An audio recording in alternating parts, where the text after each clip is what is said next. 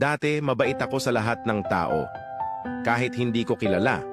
Kahit minsan nasasaktan na ako, kahit halata ng inaabuso na yung kabaitan ko.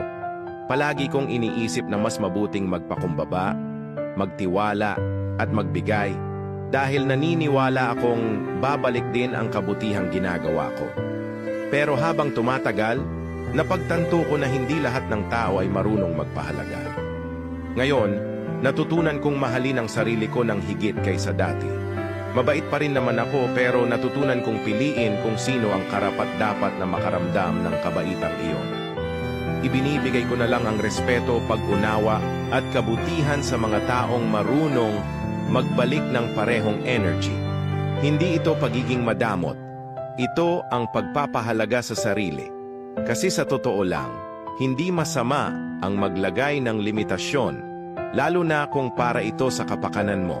Kaya sa mga mababait sa akin, mas mabait ako. Pero sa mga sumasagad at nananamantala, pasensya na, hindi na ako yung dati. Kanor Stories, maraming salamat.